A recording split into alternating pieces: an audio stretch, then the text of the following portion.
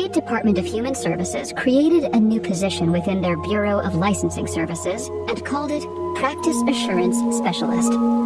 It was a good title, and they chose the perfect person to fill the position: Roger Hogue. It was a good title because no one could tell what it meant just by looking at it. Roger Hogue liked the title because the vagueness of it guaranteed a higher salary. People who have titles like Quality Systems Analyst, Plant Dynamics Coordinator, or Linear Management Supervisor, titles that make you scratch your head and say, what the hell does that mean, make a lot more money than people who have titles like Janitor or Dishwasher. What it actually meant, though, was that Roger Hogue was hired to visit all the programs in the state that provided psychiatric services, look at their records, and make sure they weren't swindling the state out of the money they'd been given. It was the perfect job for Roger Hogue.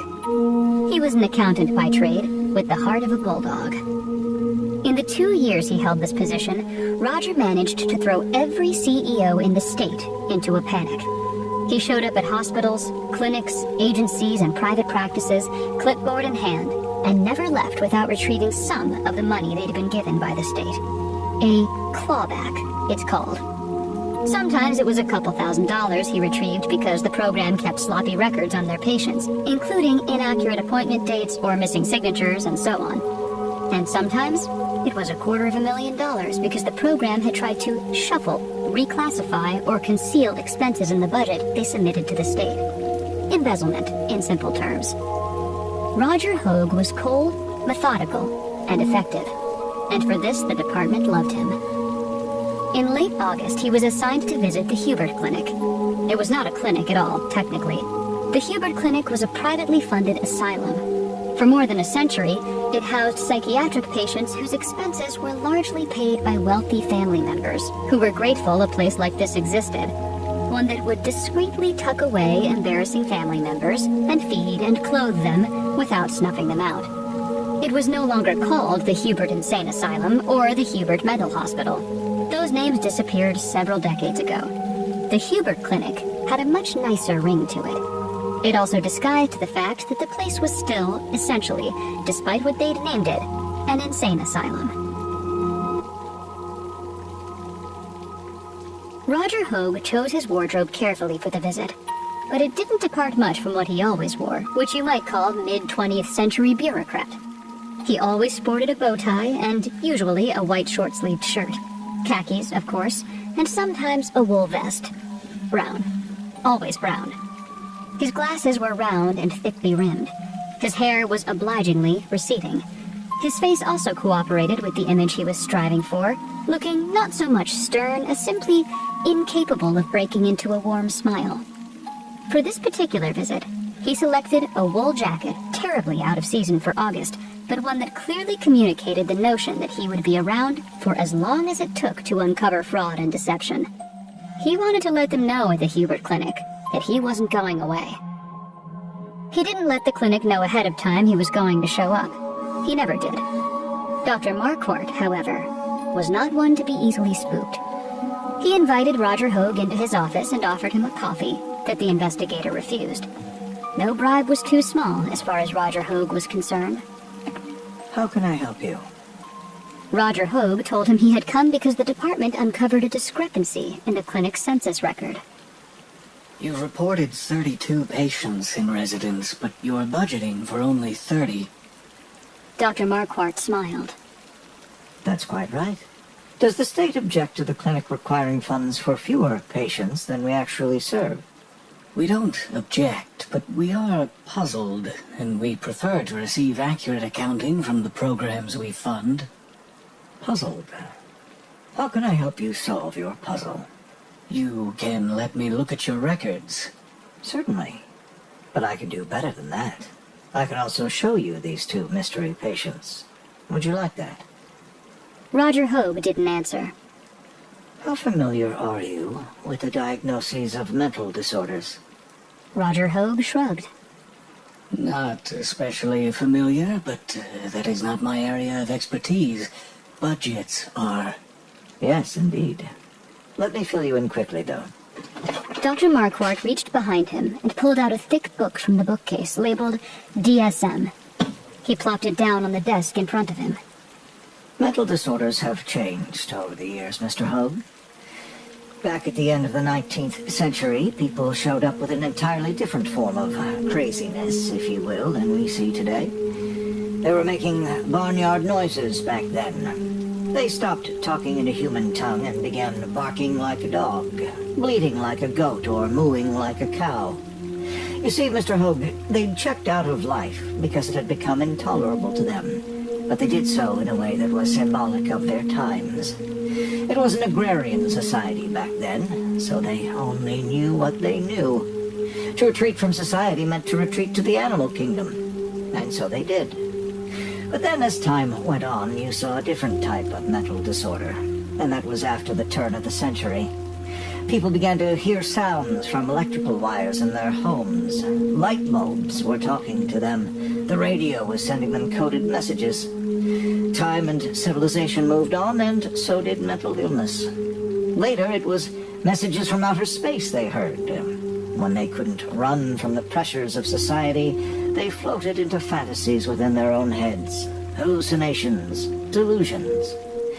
Still, they had to retreat further. They completely dissolved their personalities and even created new personas, a multitude of them in some cases, fabricated inside their own bodies. You see, Mr. Hogue, the history of civilization is the history of hide-and-go-seek. Thank you for your history lesson, Dr. Marquardt. Sincerely, it was interesting, but that is not the reason I am here. I simply care to know why your reports to the state don't balance the way they should. Of course. Dr. Marquardt smiled a mock sheepish grin.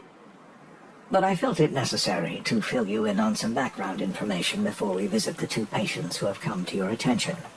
You need to know why I have chosen to exclude them from our records. To seclude them completely from the entire world, in fact. You see, they represent an evolution in mental illness. An ugly evolution.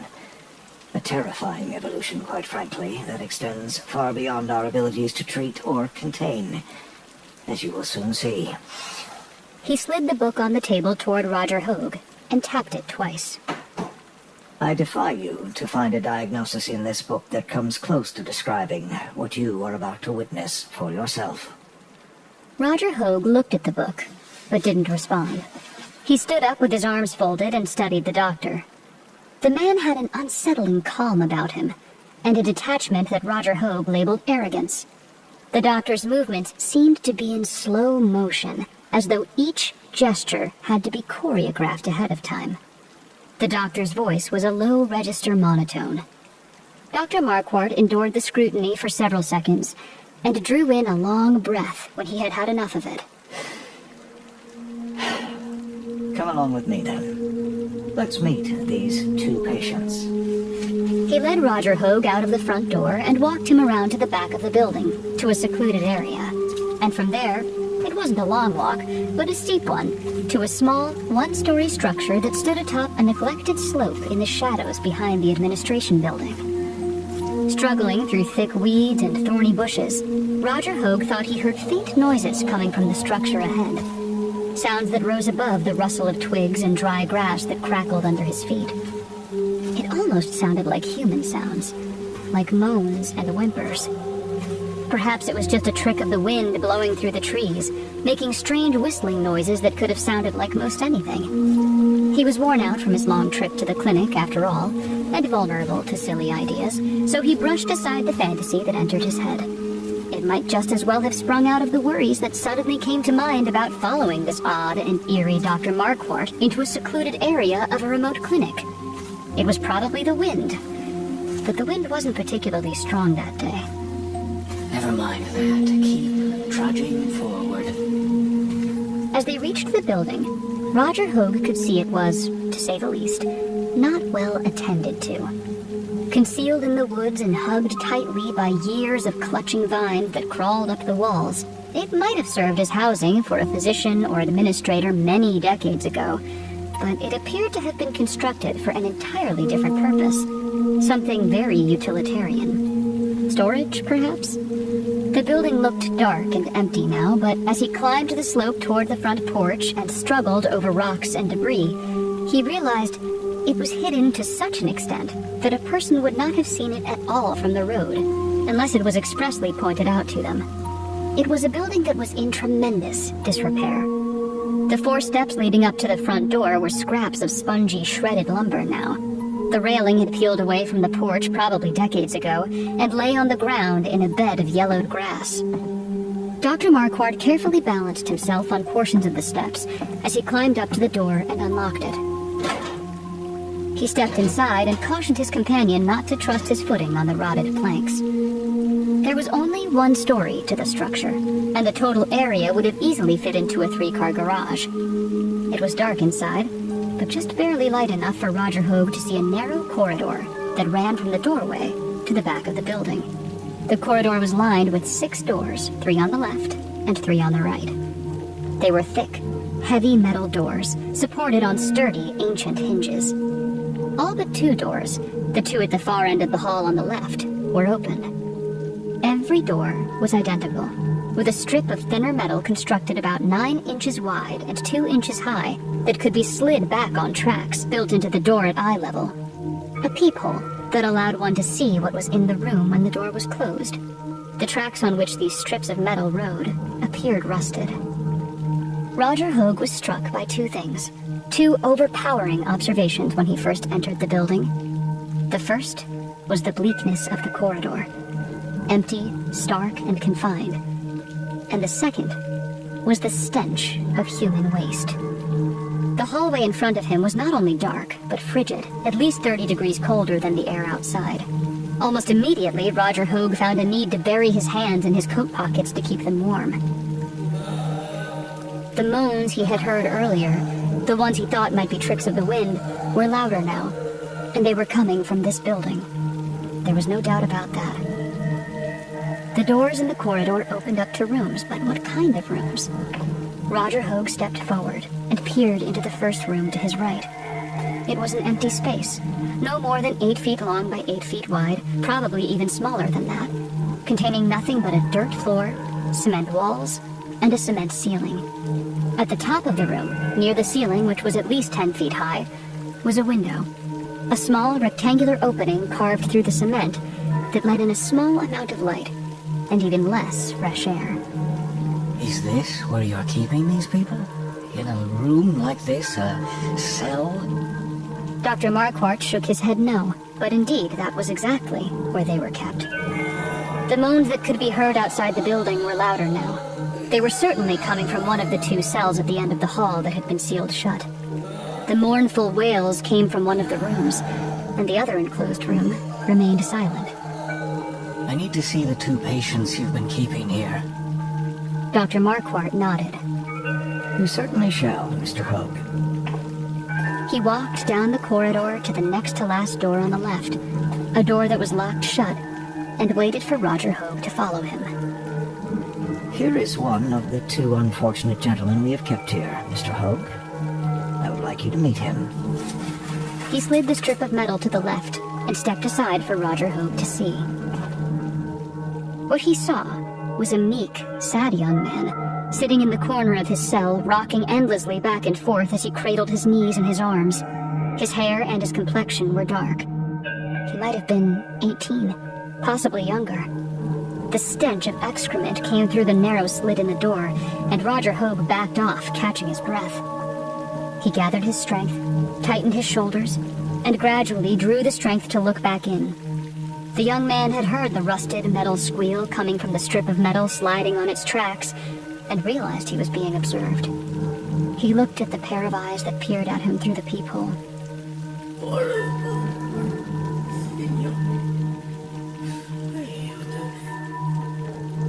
He held his hands out in a gesture of pleading and desperation. Roger Hogue recoiled and glared at Dr. Marquardt. Who is this? What are you doing to this boy? Keep looking in the room.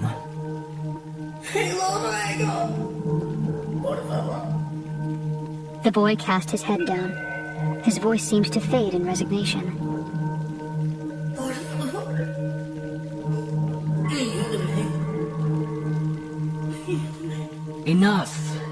This has to stop immediately. I'm appalled beyond words. I've never seen anything so outrageous in my life. There is no way in the world you can justify this kind of treatment to a human being. He looked over to the next door down at the end of the corridor and considered checking out that room as well. But what would be the point? Let other investigators come find out for themselves what was behind that door. The next room was silent, so Roger Hogue imagined that the other patient's despair was even worse than this boy's. Hopelessness to the point of silence. Roger Hogue cradled his clipboard up to his chest and made a decision not to draw another deep breath until he was out in the fresh air. His work was done here. He needed to leave, write his report, and summon the authorities. Please wait, Mr. Hogue. You're missing the most important part of the show. Show? The young man in that room has begun to realize you're not here to free him, but merely to look at him, to gawk, to study, the way we gawk at a baboon in the zoo.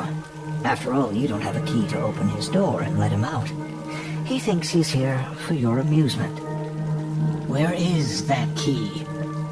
Please look back inside that room and take note of the boy's growing fury. That is the next generation of mental illness, Mr. Hogue. These are the first two individuals who've learned to defend themselves in this way, but certainly not the last. They don't retreat to fantasies when they are under attack. They transform themselves into aggressive beasts. Dr. Marquardt gave Roger Hogue a humorless smile. Perhaps, who's to say, this is not really a new evolution of psychosis, but a restoration of something as ancient as mankind, as old as mythology. He shrugged. Regardless, you will see why this illness must remain isolated. Why I've chosen to keep these two poor souls in isolation. The poor boy has not just experienced trauma and pain in the past, or even a lifetime of trauma and pain. His pain is generational. His family, for countless generations, has been abused, horribly abused, tortured, subjugated. And this is how he's finally come to deal with it. It is a solution that is new and unique. Perhaps it is new, anyway. But more likely, it is a solution, as I said, as ancient as mankind. From inside his cell, the young man began to emit low, menacing growls. This is the onset. He's had quite enough of our taunting. He wants us to let him out of his cage, and he's quite sick of you gawking at him. Turn around, Mr. Hogue, and pay attention now. You won't want to miss what comes next. Roger Hogue didn't turn around. He didn't like Dr. Marquardt's arrogant attitude, and he wouldn't be told what to do by him. But the young man's growls and snarls began to capture his attention. Within the space of only a few seconds, the noises, which at first sounded distinctly human, took a deeper, more primitive timbre. Nothing human-like at all. They grew louder and more sinister, rising from the breast of a beast, not a man. Roger Hogue couldn't resist turning around to look. The young man's eyes had darkened considerably. They not only darkened, but grew larger, transforming themselves into round black objects the size of silver dollars, with a thin rim of white around them. The eyes glistened like opals. They weren't human anymore, but still served as windows to some thoughtful intellect that was fixed intently on Roger Hogue's startled gaze. The young man's forehead abruptly sloped back. His nose and mouth merged into a long snout, under which yellow teeth dropped long, thick strands of drool on the ground. His naked skin darkened and turned into a deep shade of green. Tiny needles sprung all over his body, sticking out 1/4 of an inch and bristling. The young man crept forward. His shoulders broadened, and to Roger Hogue, it looked as though his fingers were turning into talons, although he could not see them clearly through the small slit in the door. The form of a monster, as conceived by a naive young mind. The beast emitted another growl. This one seemed to be a warning. Roger Hogue inched back slightly from the door, instinctively protecting himself from attack, but intellectually analyzing the impossibility of what he was observing. He had made his living, after all, as a skeptic, usually doubting what he was being shown and always doubting what he was being told. He turned around and faced Dr. Marquardt, wanting to see the expression on his face. A very interesting show.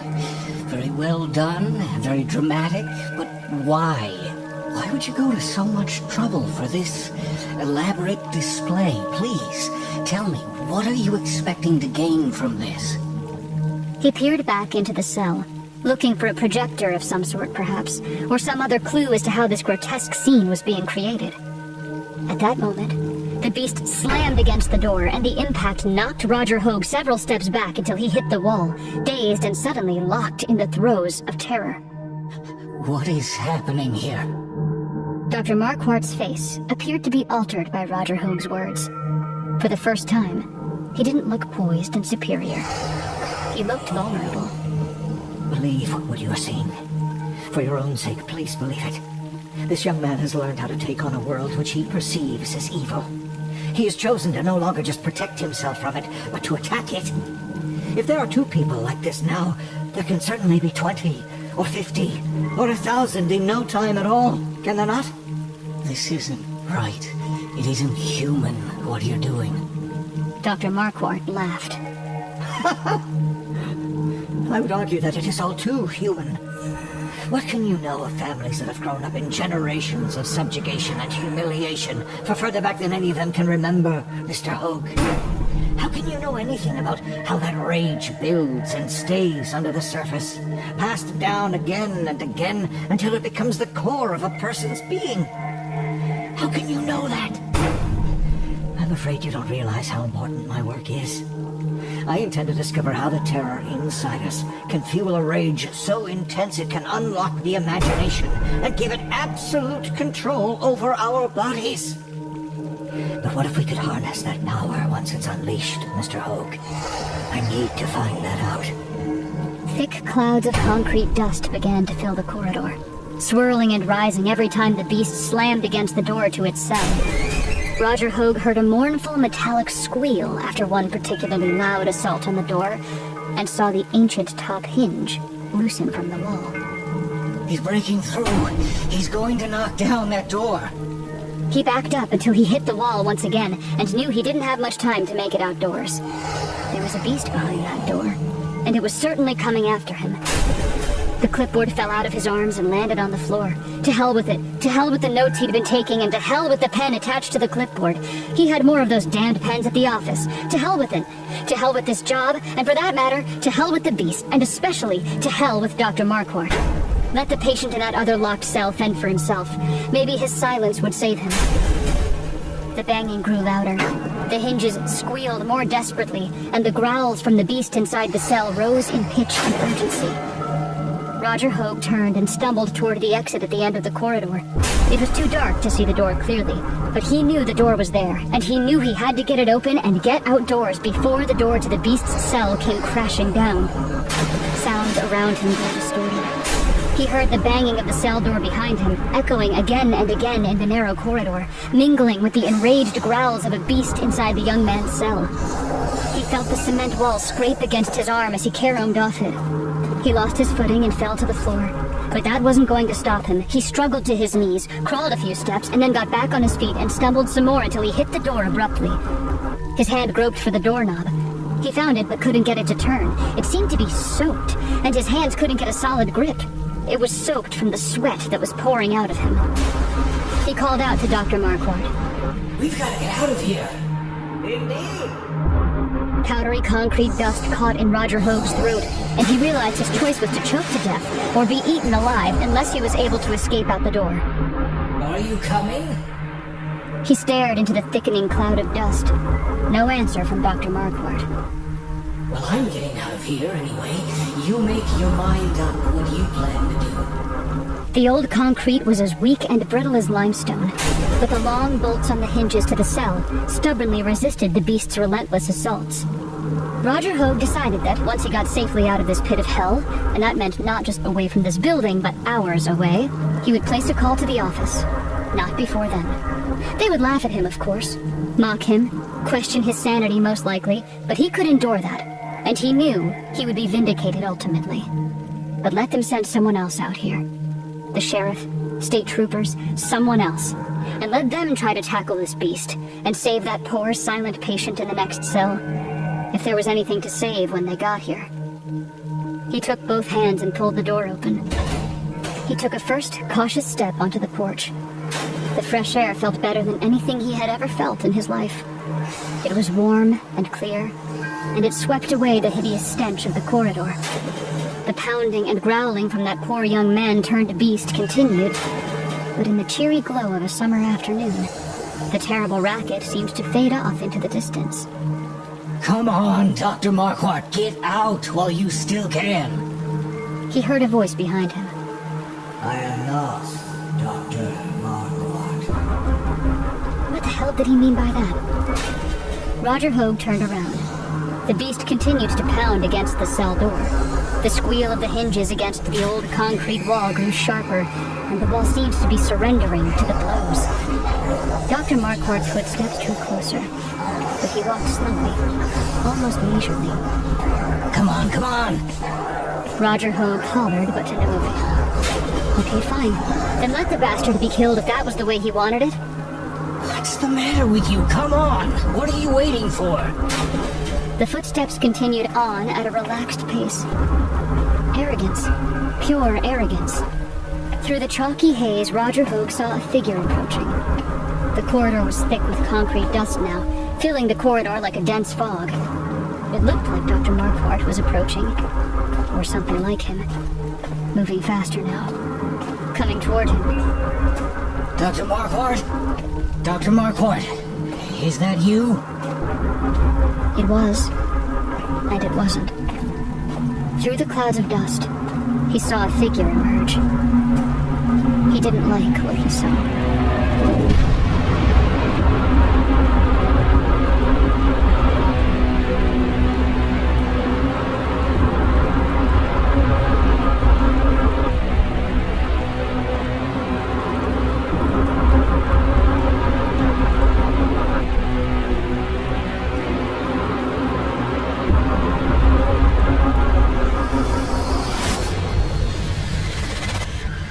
Let's take a quick break so I can let you know about another podcast to get schooled in horror.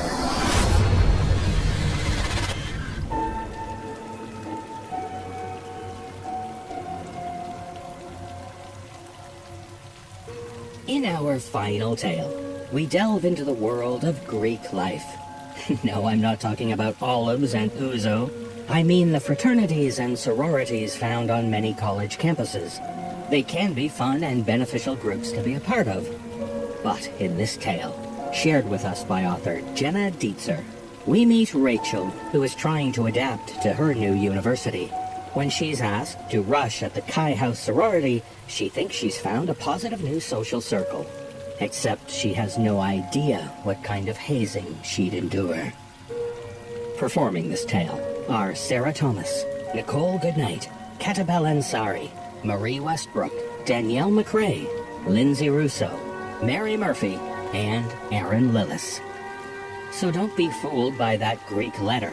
It might look like an X, but you'll learn the hard way that it's pronounced Chi.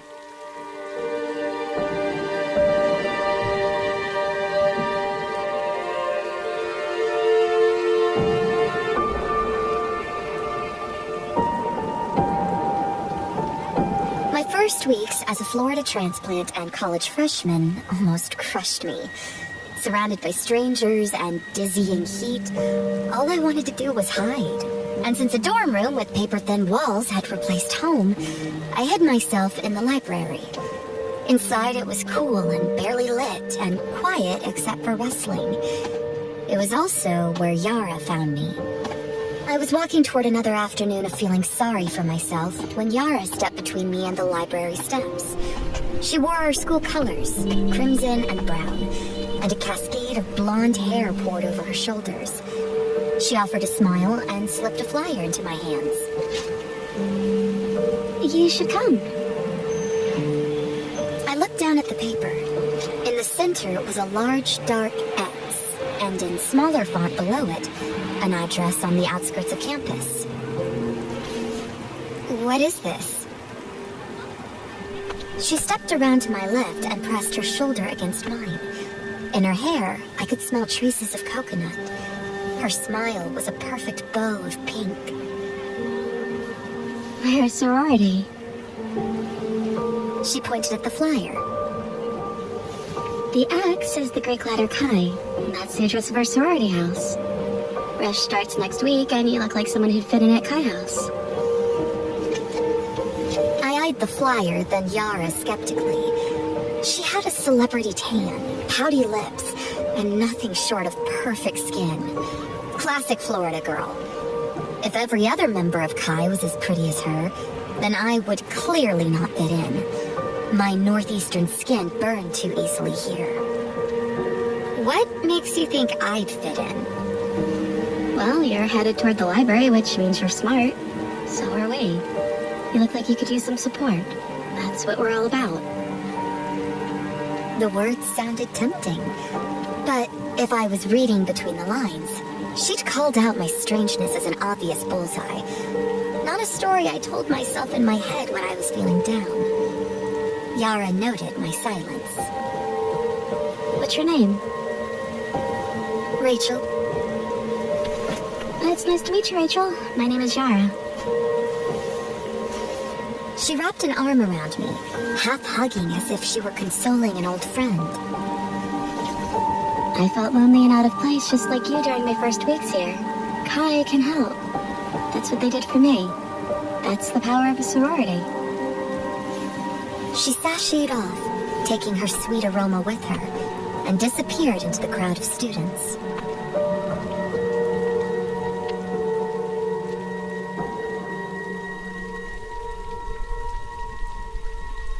No one else approached me about joining their sorority that week. No one even seemed to notice me. I beetled from the dorm to the library to the cafeteria as if I were a ghost.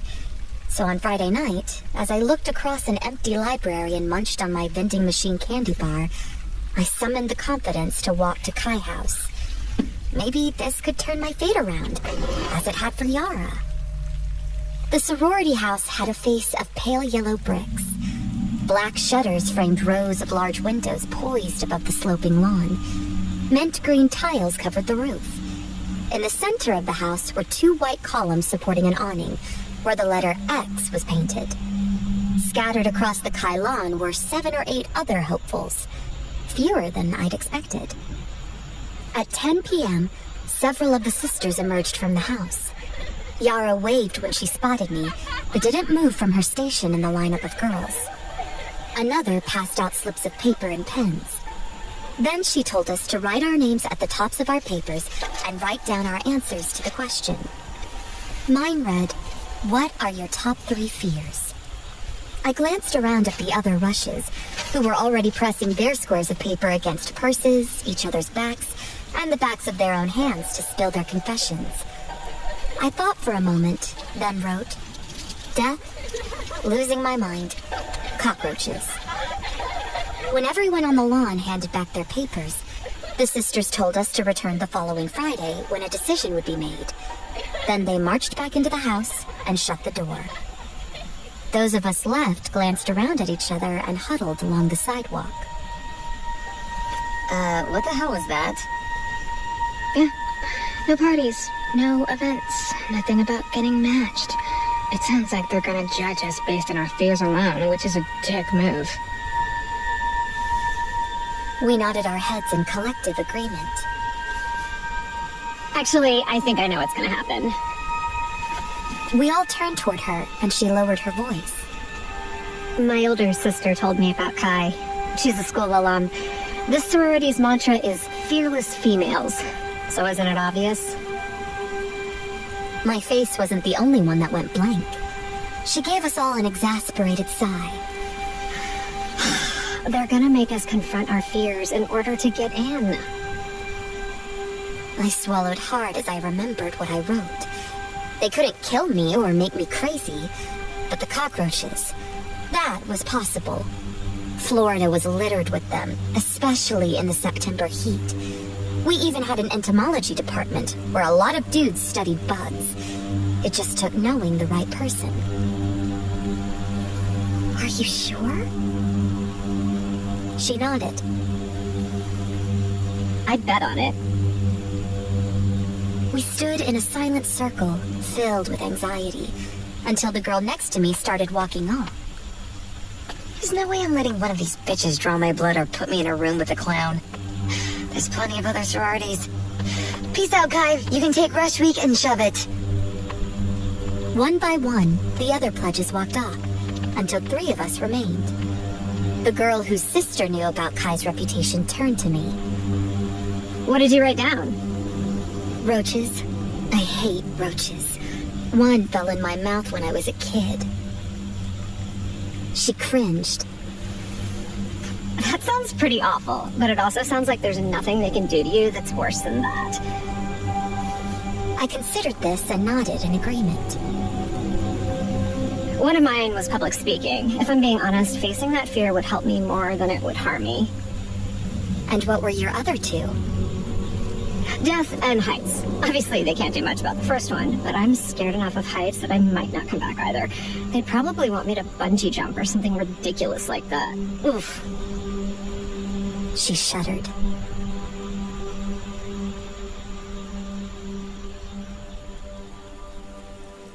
Eventually, we disbanded, but my mind was plagued by the strange ceremony on the lawn for the rest of the next week.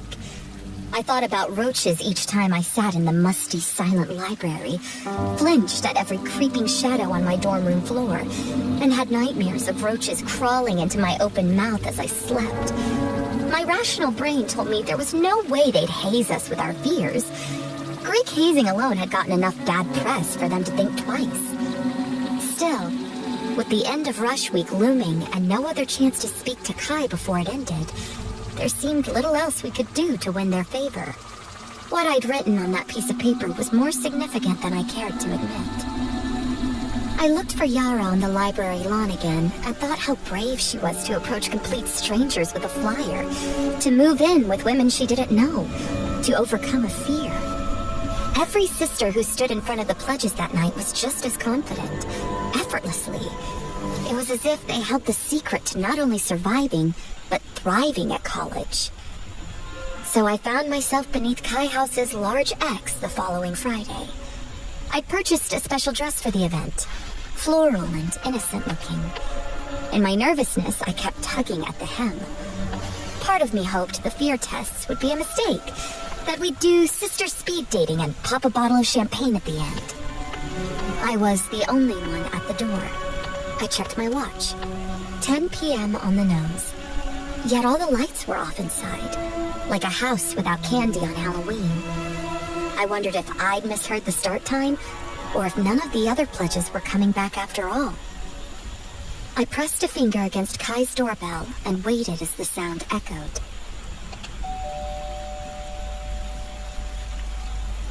Then giggling bubbled up deep within the house.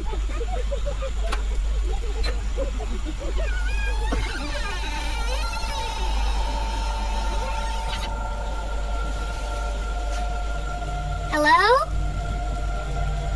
The door swung back to reveal candlelight flickering against the ceiling and corridor. Perhaps one of the pledges had written that she was afraid of the dark? I thought. The sister in the foyer directed me to the left, toward what looked like a living room. The rest of the sisters stood with their backs pressed against the walls. Although faces were hard to discern in the shadows, I didn't see any of the other pledges among them. Yara stood in the center with a wooden box in her hands and an empty chair in front of her, the only piece of furniture in the room. Here, Rach. May I call you Rach? She beckoned me with her hand and that familiar warm smile. Have a seat. I hesitated. The girl behind me gently pushed me forward. Now. You came back because you wanted to be a part of Kai. It's just a chair. I gulped, and as I walked toward the chair, my breath caught in my lungs. The other pledge was right, I told myself. They couldn't do anything worse to me than that first experience of the cockroach wiggling inside my mouth. If If I could make it through the next half hour, I could make it through anything. I sat down, and Yara sank to one knee beside me. Our eyes met. Rachel, last Friday you shared with us that your fears were death, losing your mind, and cockroaches. I felt naked. The answer to overcoming those fears is Kai. Will you say it with us? She paused. Kai. And then again. Kai. My voice felt hidden in my throat. Kai. She repeated it back to me, Kai. raising her own voice, Kai. until mine grew louder. Kai. Kai. The word pricked on every sister's tongue, spreading across the room. Kai. Kai. Yara pulled back the wooden box's lid to reveal a dead cockroach inside. 6 spindly legs curled against its caramel belly. 2 antennae formed a V above its small head. The sisters hushed. I winced as she pinched the antenna between her manicured fingertips and dangled it in front of my face. Eat it. Own your fear. Let it become a part of you. I turned my cheek and recoiled at the memory of the cockroach that had accidentally passed my lips when I was a child, my tongue desperately pushing it out, the brush of its flimsy shell along my teeth, the wiggling of its legs against my gums and lips as it crawled out. This one's dead, I thought. Not like the other. Just swallow it, Rachel, and it will all be over. I closed my eyes and leaned back my head, my mouth held wide. I could feel Yara's hand move to dangle the roach above me. When it landed, it was already deep inside my mouth. But it was thick, like swallowing a giant pill. The limbs and thorax scraped along my throat, so I swallowed and swallowed again. Beads of sweat trickled from my temples, and I thought I might vomit. But I didn't. Eventually, the tightness in my throat released.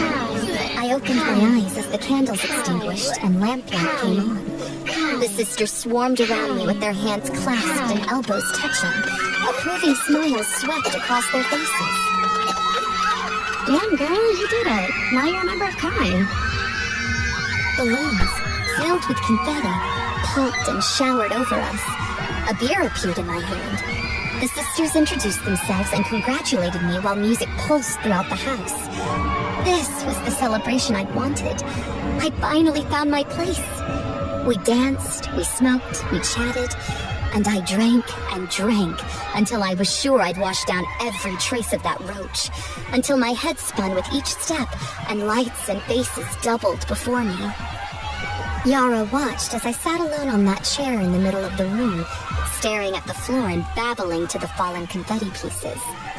She grabbed my shoulders and shook me softly. Why don't you just stay here tonight, Rach? You'll be moving into Kai House soon anyway. We have an agreement with the dorms. If you make it, you come live with us. She patted my back. It's like you're already home.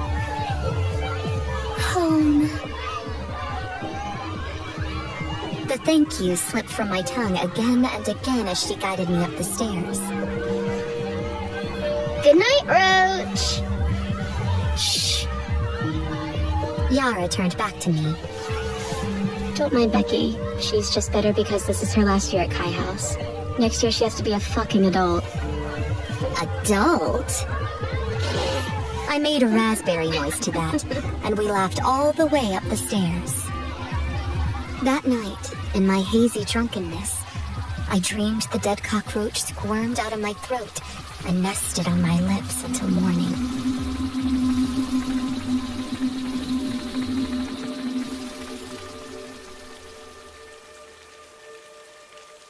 After initiation night, my life didn't improve much. Most of the time, even Saturday morning after our party, I woke up to an empty Kai house. No one roomed with me because, according to Yara, They were still trying to find a good fit after the cockroach thing. Whenever I returned from class, the rooms were abandoned and strangely quiet, as if I'd stumbled into a haunted house. The only signs of life were little notes taped to the refrigerator or the door to my room. Out to lunch.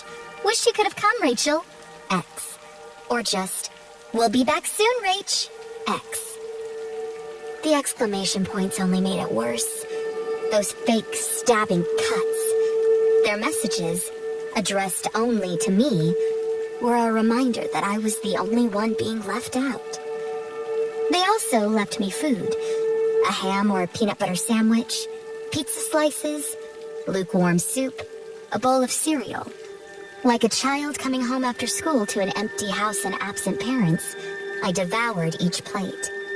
Sometimes I was, in fact, hungry. Sometimes I just wanted to comfort myself. I didn't blame them. Each time they saw me, they probably saw that dangling, lifeless cockroach, and my jaw ready for it. I felt disgusting. In mid-October, I found a probationary letter on my door instead of a note. The letter listed out the days and times of meetings I'd missed, and warned if I missed 2 more, my Chi membership would be suspended. Apparently, our house meetings were held every other week at midnight, while I was asleep. Yara slipped past my room while I read the note. I called after her. Hey, when is our next house meeting? I seem to have missed a few. I didn't even know we had them. I handed Yara the letter. She seemed frazzled and irritated at first, but as she read, her face softened. Someone must have sent this to you by mistake. New members aren't obligated to attend their first semester. She handed the letter back to me and offered a reassuring smile. Anyway, we decided to pause the meetings for now. I'll let someone know they made a mistake. Don't worry. Before I could thank her, she scurried back down the stairs. I didn't even hear the front door shut. I assumed she was telling me the truth until, 1 week later, I woke in the middle of the night to rustling noises downstairs. When I followed the sounds, I found them. All of them, huddled in the kitchen. They swarmed around a few candles and an island filled with party snacks. Cubes of cheese, sliced meats, chips, and crackers. When they spotted me in the doorway, they hushed. Yara gulped when our eyes met, and I realized this must have been one of the infamous house meetings, which had clearly not been paused. My cheeks grew hot. Yara recovered quickly. Rach, so glad you could make it to one of our meetings. Of course, you weren't obligated. She rose from her chair. Here, sit. We were just about to discuss our plans for Halloween. A hole formed in the center of the sisters, just as it had on initiation night. My skin clammed up at the memory. In the middle of the table sat a shallow bowl with folded pieces of paper lining the bottom. Pick one. Yara pushed the bowl toward me. She held up her own piece of paper between her fingertips. Why? So we've all decided to dress up as butterflies for Halloween. Tutus, wings, tights, leotards. The sisters nodded their heads. And we are picking our colors by seniority. Everyone's gone but you. Perfect timing. We're picking butterfly colors? She nodded. Yeah, 1 color per sister. This Friday we'll take the trolley to Eber for our Halloween pub crawl, fluttering and wasted. It'll be fun. I stared at the bowl, hesitating. Across from me, Becky let out a sigh. Jesus, Rachel, it's not a bowl of bugs. Just pick a color. Yara swatted at her. My fingers swam around the paper pieces until I caught the edge of one. I lifted it, unfolded it, and read it aloud with disappointment tinging my voice.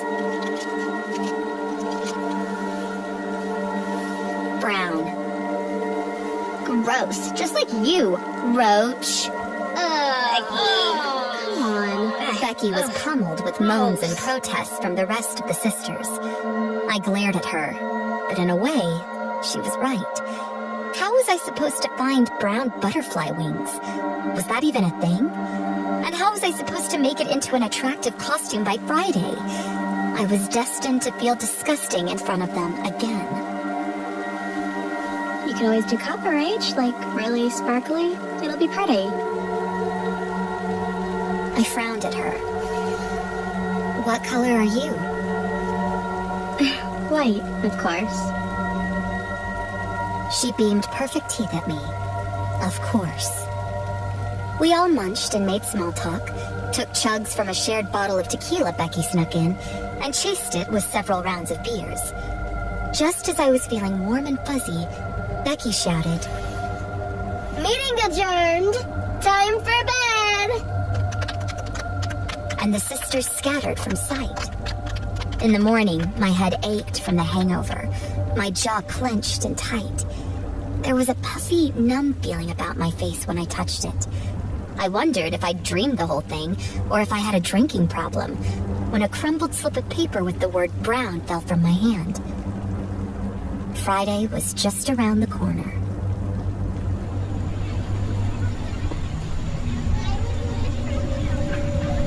The trolley ride into Ybor on Halloween was too chilly for our costumes. High-top sneakers, bikini tops, tutus, necklaces, and wings. Every other sister looked dazzling and buzzing with life, while I, in my matte brown wings, resembled a moth. Yara leaned towards me as the car rattled along the track. You look great, Rach. I knew she was lying, but I appreciated her trying to make me feel better. White sparkles clung to her high cheekbones and shimmered underneath each streetlight we passed. The tips of her wings swayed with the streetcar in a way that made me giggle. Becky turned around in her seat. Roach cleans up pretty good when she's not busy eating bugs. Yara frowned. Shut up, Becky. It's not like you should be proud of what got you in either. Becky's face reddened for a moment, then she glared at us through foggy, cheap liquor eyes. My stomach twisted. But not just because I expected Becky to slug me at some point tonight. I'd also downed a ton of alcohol at the house, just like her. Just like all the sisters. Our plan was, arrive wasted, then nurse just one or two of the expensive club drinks until it was time to go home. Gradually, the sharp edges of the evening dulled. The booming basses softened, the glowing lights became hazy, and the clanging glasses at the bar sounded a million miles away. The last thing I remember was worming into a narrow alleyway to vomit. The concrete bit into my kneecaps and palms as I bent on all fours to retch. Then, wet wisps of hair beside my mouth were pulled back and away gently. A hand rested on my shoulder. It reminded me of Yara's hand from that first day outside of the library. A cloth pressed against my nose and lips. Then the hand smothered my face.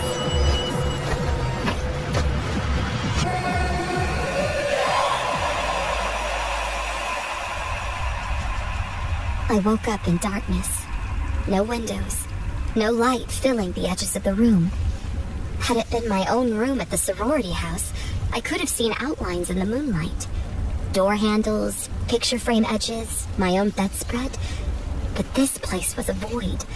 A black sink with black water. Everywhere my limbs swam, I grasped onto nothing.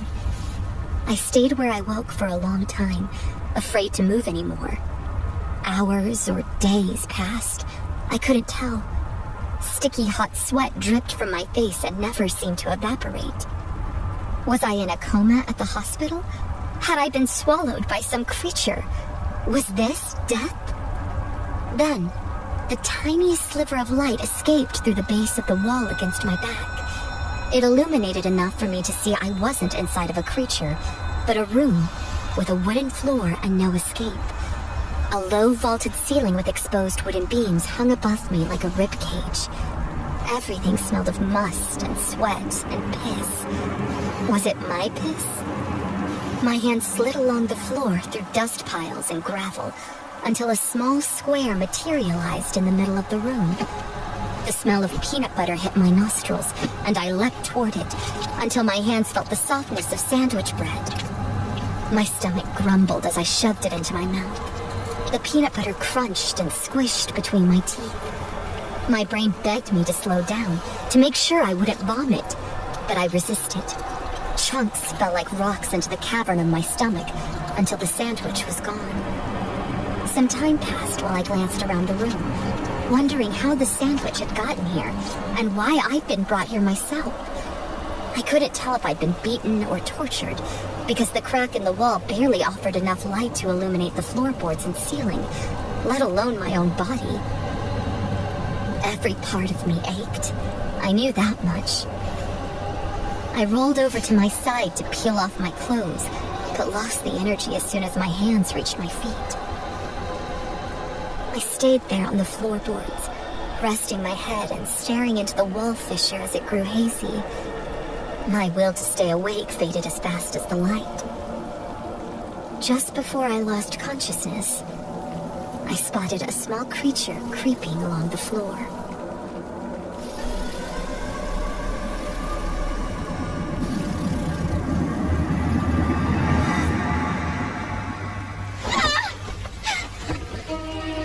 The second time I woke, the cleft of light was gone. I stretched out my arms and legs to see if I could find the wall again, but there was nothing. No food smells, no distinguishable sounds except my own languished breathing. I asked myself again if I had died, or was somehow between death and whatever happened next. This caused my heart to kick in my chest, a solemn confirmation that, no, I was still captive and very much alive. Suddenly, I heard a soft creak to my left, and pale yellow light spilled onto the ceiling. My head turned, and by the time my eyes adjusted, all I could see was a hatch door and another plate in the center of the room. No! I whispered. No! As I clambered toward the opening, it shut before I could reach it, so I banged at the patch of wooden planks with my fist. My voice was a phantom, scratchy and barely audible. I sank into pity until my finger rediscovered the plate beside me. I lifted the sandwich to my nose. Ham and cheese with either mustard or mayo, or both. My mouth salivated. How many hours had I been asleep this time? How long had I gone without food? Then, something stirred. I thought the floor was about to unlatch again, but when I focused harder, I realized the sound came from above. That was familiar. I remembered that noise. The hard, full echo of raindrops beating against the roof. My mind connected the pieces in rapid succession. The darkness, the overwhelming heat, the floorboards and beams above me, a door in the floor instead of a wall. I was in an attic. My mind drifted, and I put down the sandwich plate. If the crack in the wall was the only place where light appeared, then disappeared, then it must be daylight. But how many hours away from reappearing? Would I be able to stay awake this time? If the rain stopped and morning came, I could have hours of daylight to examine the dim room and plot my escape. Why hadn't I put this together before? The sandwich was the only thing I could cling to, so I held on, refusing to eat it. I sat there for hours, meditating on every edge of the plate and sandwich, trying to hear the house below me breathe. The silence was deafening, and I wondered if the attic was in an abandoned house.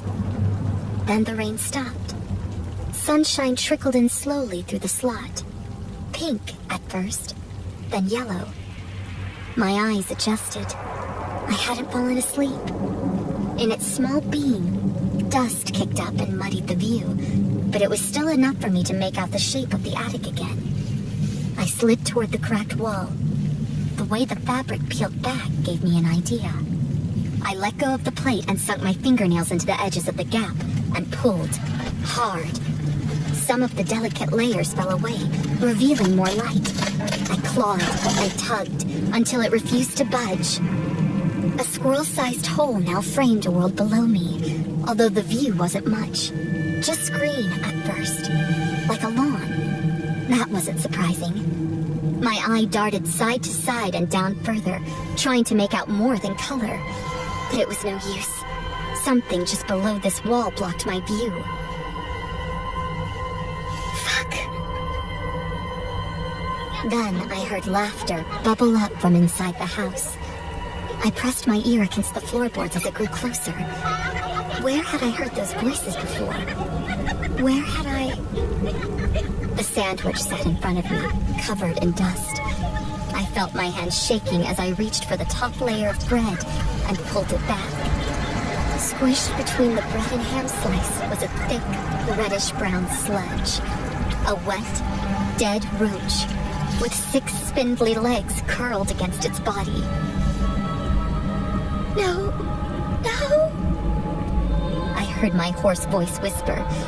Then I remembered the crunch of the peanut butter sandwich earlier. I dropped the plate and its pieces scattered across the floor.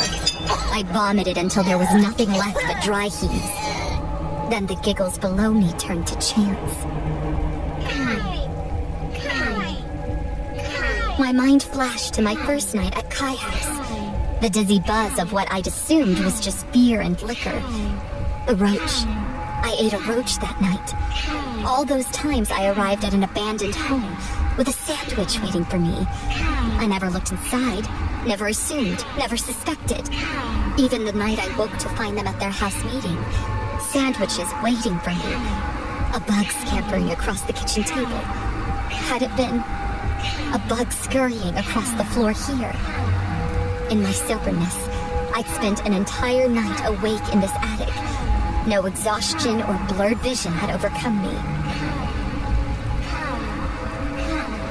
When I glanced down in the light, I noticed the soaked pattern of my dress. Floral. The same dress I'd worn on initiation night. Not brown tights and a pair of wings. The same floral dress. Had I ever left Kai House? Had I ever returned to the dorm to collect my things? I felt like I was losing my mind. The laughter echoed below again, taunting me, creeping closer. I leapt for the wall and clawed at the fissure until my fingernails pulled back and bled. Then the floor squeaked open, and a voice bellowed from inside. Don't you remember your list? Let's remind her. Yara's long blonde hair materialized in the shadows, but her face was indistinguishable.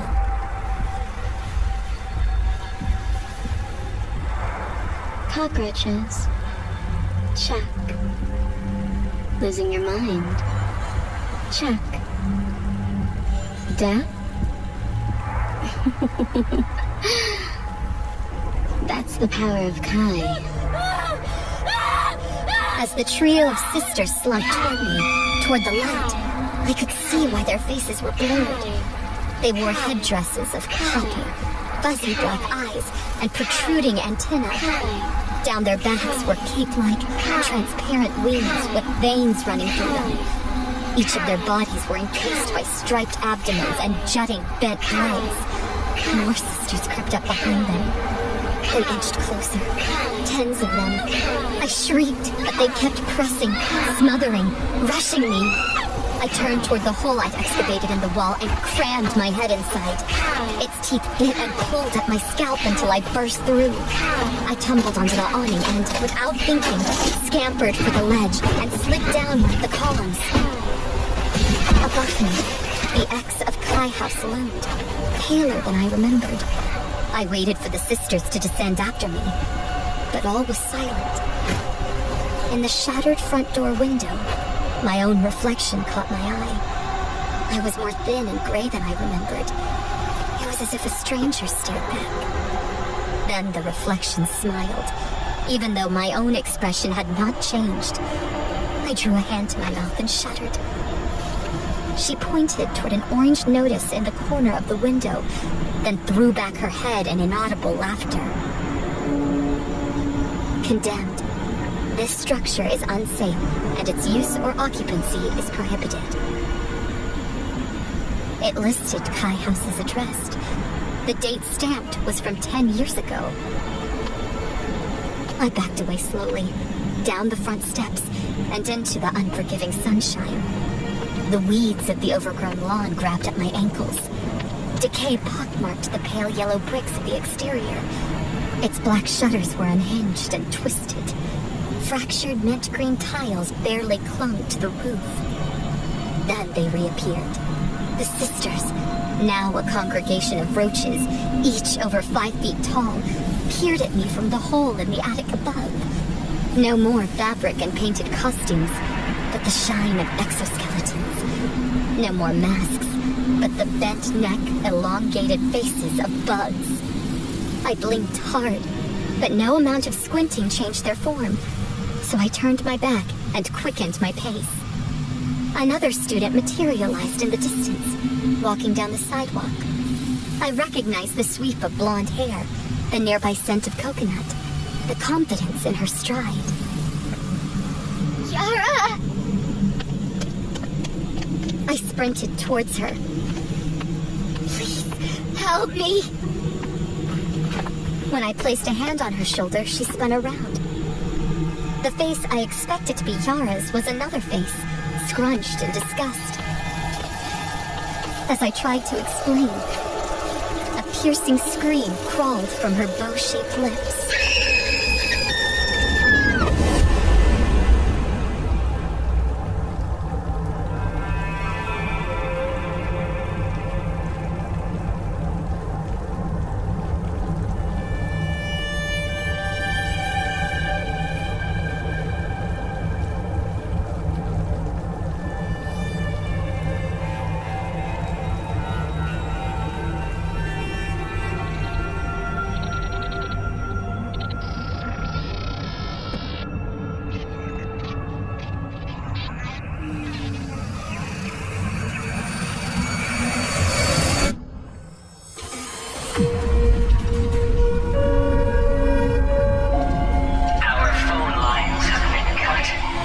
Cell signals are lost, but we will return to delve into your darkest hang-ups when the calls will be coming in from inside your house.